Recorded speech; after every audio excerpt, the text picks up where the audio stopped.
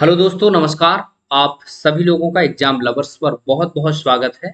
मैं हूं राजन महाजन और लेकर हाजिर हूं एक बहुत शानदार और दमदार टॉपिक जो कि सामान्य अध्ययन से रिलेटेड है। पर्यावरण संरक्षण से संबंधित महत्वपूर्ण अधिनियम बहुत ज्यादा पूछा जाता है और ये एनवायरमेंट के कोई भी टॉपिक होगा, ये प्रश्न यदि नहीं पूछा गया तो मान लीजिए एकदम एग्जाम अधूरा है। रिलेटेड या उसकी डेट या उससे रिलेटेड कौन कौन से नए डेवलपमेंट्स हुए ये पूछे जाते हैं। तो चलिए आज की इस वीडियो में सिर्फ 10 मिनट में हम लोग ये चीज़ें एकदम आराम से कवर करेंगे। Important environment act in India. देखिए, भारत में जब भारत आज़ाद हुआ, आज़ाद होने के बाद औद्योगिकरण और तेजी से बढ़ा और भी बहुत सारे क्षेत्रों में धीरे धीरे से प्रभाव देखने को मिले। तो उसको देखते हुए जब व्यवस्थाएं समय के साथ बदलती हैं तो कहीं ना कहीं पर्यावरण के साथ नुकसान होता है, उसको क्षति पहुंचती है। तो उसी को ध्यान में रखकर गवर्नमेंट द्वारा बहुत सारे एक्ट्स बनाए गए और पर्यावरण संरक्षण से संबंधित जो भारत के एक्ट्स हैं आज के इस वीडियो में हम लोग डिस्कस करेंगे बहुत अच्छी तरीके से। देखिए, इस पृथ्वी पर मानव जहां भी रहता है कहीं ना कहीं विकासात्मक कार्य में मानव लगा रहता है और उसके द्वारा चाहे वो आपका पृथ्वी पर रह रहा हो, चाहे ऊपर रहने वाले पक्षी हों, चाहे आपके पानी के अंदर रहने वाले जीव हों, वो अपने जीवन के हिसाब से रहते हैं। लेकिन जब मानव द्वारा अवांछित तरीके से उसमें परिवर्तन किए जाते हैं तो वो उसके लिए नुकसानदायक होता है और इसका संरक्षण करने के लिए ही बहुत सारे एक्ट्स बनाए जाते हैं। तो पहला हमारा एक्ट जो कि सबसे ज्यादा पूछा जाता है पेपर में, इसका नाम है पर्यावरण संरक्षण अधिनियम 1972। एनवायरमेंट एक्ट 1972 में बना और ये पर्यावरण के क्षेत्र में भारत का एक पहला एक्ट था जो कि काफी चर्चा में रहा, कारगर में रहा। और इसी को ध्यान में रखते हुए फिर वन जो संरक्षण अधिनियम 1972 के बाद नेक्स्ट ईयर लाया गया टाइगर प्रोजेक्ट। याद रखिएगा, ये पेपर में पूछा गया है। 1 अप्रैल 1973 को टाइगर प्रोजेक्ट लॉन्च किया गया था। डायरेक्ट पेपर में पूछा गया है। 1973 टाइगर मैन ऑफ इंडिया के नाम से यदि देखा जाए तो कैलाश संखला एक व्यक्ति थे। ये पेपर में पूछा गया इसलिए आपको याद रखना बहुत जरूरी है। कैलाश संखला इनका नाम है। ये टाइगर मैन ऑफ इंडिया के नाम से जाने जाते हैं। टाइगर प्रोजेक्ट लाने में इनकी बहुत बड़ी भूमिका रही। भारत में आज के समय में आज देखा जाए तो 3000 से भी ज्यादा टाइगर हैं। और आप जानते हैं टाइगर, चीता, बाघ, शेर, लियोपार्ड, जगुआर ये एक प्रकार के समूह हैं, जाति समूह है। बाकी चीता, टाइगर ये सब एक ही है लगभग। इनकी क्षमताएं थोड़ा अलग अलग होती हैं, इनकी बनावट अलग होती है, लेकिन इनके अंदर जो देखा जाए तो कुछ चीजों में समानता होती है। जिसमें टाइगर जो कि रॉयल बंगाल टाइगर जो है भारत का राष्ट्रीय पशु है, आपको याद होना चाहिए।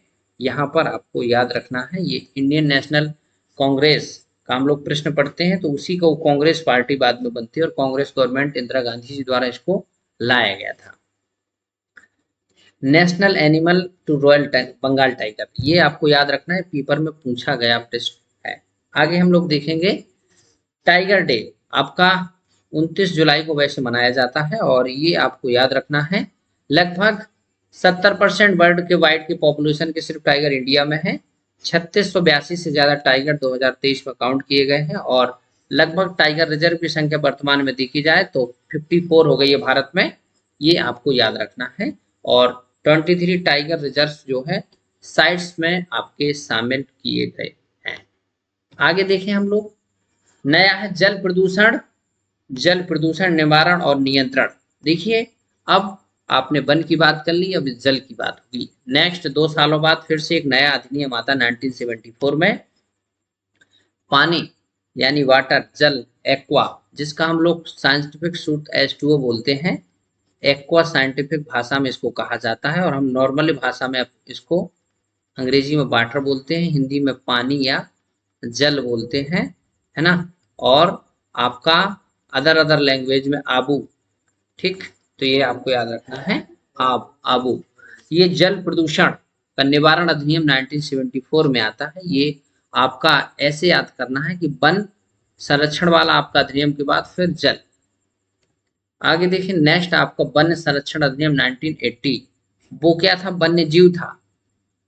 लेकिन अब वनों की लगातार हो रही कटाई और वन जैसा कि हम लोग मानते हैं कि जो वर्षा है सबसे ज्यादा जो वर्षा का एक फैक्टर होता है वन, यदि ज्यादा जहाँ पर वन है वहां पर वर्षा काफी ज्यादा होती है, ऐसा बताया जाता है। और कई सारे और भी फैक्टर होते हैं, लेकिन वन उनमें से एक फैक्टर होता है। वन संरक्षण यानी फॉरेस्ट कंजर्वेशन एक्ट 1980 में लाया गया, और ये आपका एक्ट देख सकते हैं वनों की कटाई को रोकने के लिए लाया गया था। आगे देखें, नेक्स्ट एक्ट है उसी की दूसरी स्लाइड है, आप देखें यहाँ पर वायु। देखिए हम लोगों ने वन देख लिया, जल देख लिया, वायु प्रदूषण और नियंत्रण अधिनियम 1981, ये पेपर में डायरेक्ट डेट पूछी गई है। एक एक डेट आपको याद रखना है, एक बार मैं रिवाइज भी करा दूंगा।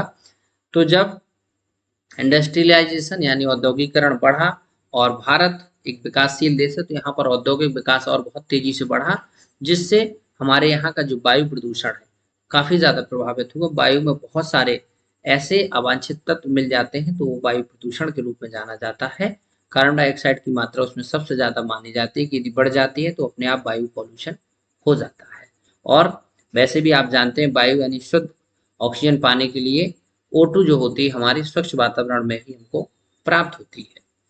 यहाँ पर जो अधिनियम है उनकी डेट आपको सबसे ज्यादा याद रखनी होती है। अब हमारा पूरा का पूरा इन्वायरमेंट संरक्षण, इन्वायरमेंट में आपका सब आ जाएगा, है ना। तो इन्वायरमेंट कंजर्वेशन एक्ट 1986 में पास किया गया, और ये डेट आपको कोई भी भूलना नहीं है। उस समय राजीव गांधी जी की सरकार थी, और ओवरऑल पर्यावरण मंत्रालय भी इसी दौरान बनाया गया, और उसके बाद से ही पर्यावरण संरक्षण अधिनियम लागू किया गया। आगे हम लोग देखें, जैव विविधता अधिनियम 2002, बायोडायवर्सिटी एक्ट।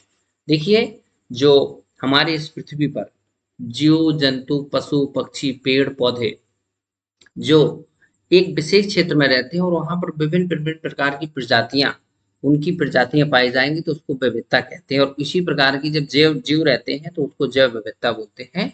और बायोडाइवर्सिटी इस एनवायरमेंट में होना बहुत जरूरी है। आप ऐसे समझ सकते हैं कि एक समाज में सिर्फ एक ही प्रकार के लोग रह रहे हों, तो उस समाज में आप लोग परिवर्तन नहीं देख सकते हैं, क्योंकि अब आप यदि देखें घास ही घास हो जाएगी तो उसको खाने वाला भी कोई चाहिए, यदि जो खाने वाला पैदा हुआ तो उसको भी कोई ना कोई खाने वाला चाहिए।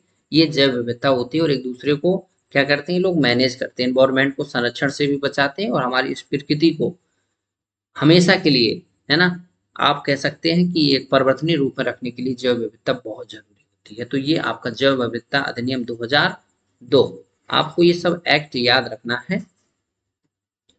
अब इसको एक बार हम लोग रिवाइज कर लेते हैं। वन संरक्षण अधिनियम कब आया था आपका, 1972, आप याद रखिएगा। उसी में जोड़ लेते हैं टाइगर प्रोजेक्ट 1973, ये आपका डेट नया है ना, इसी में ऐड कर दे रहा हूं मैं टाइगर प्रोजेक्ट। लेकिन सबसे ज्यादा जो पेपर में पूछा गया प्रश्न है यही टाइगर प्रोजेक्ट है, कोई भी एग्जाम होगा टाइगर प्रोजेक्ट आपका पूछा जाएगा। तो पहला है वन्य जीव यानी wild life protection act. Water pollution निवारण और नियंत्रण अधिनियम 1974, इसके 2 वर्ष बाद आता है। फिर वन संरक्षण यानी फॉरेस्ट कंजर्वेशन एक्ट 1980 आपको याद रखना है। वायु यानी air pollution and control act 1981। पर्यावरण संरक्षण, इस एनवायरमेंट को ही पूरा ओवरऑल बचाने के लिए यानी जल वायु और वन्य जीव इन सबको बचाने के लिए एक्ट लाया गया, पर्यावरण संरक्षण। और लास्ट में जैव विविधता अधिनियम 2002, इस पृथ्वी पर बायोडाइवर्सिटी बचाए रखने के लिए ये एक्ट लाया गया था। तो इस प्रकार से जो आपके जो एक्ट हैं 6 एक्ट बहुत महत्वपूर्ण, इनकी मैंने डेट भी दे दी। इसकी पीडीएफ आपको हमारे एग्जाम लवर्स टेलीग्राम चैनल पर मिल जाएगी, आप टेलीग्राम ज्वाइन कर लीजिए। और ऐसे ही अब हम लोग नेक्स्ट वीडियो में जो पढ़ेंगे प्रोटोकॉल पढ़ेंगे, प्रोटोकॉल और कन्वेंशन, बहुत सारे जो कोप, मॉन्ट्रियल प्रोटोकॉल, क्योटो प्रोटोकॉल, इन सब के बारे में बहुत अच्छे से समझेंगे। तो आप लोग जुड़े रहिए चैनल पर आप नए हैं तो चैनल को सब्सक्राइब कर लीजिए, और यदि वीडियो अच्छा लगता है तो लाइक करें और अपने साथियों तक शेयर कर सकते हैं। और कमेंट करके बताइए कि ये आपकी इन्फॉर्मेशन कैसी लगी। चैनल पर बने रहने के लिए धन्यवाद, अपना ख्याल रखिए, हंसते मुस्कुराते रहिए। फिर से आपसे सुबह मुलाकात होगी, तब तक के लिए धन्यवाद।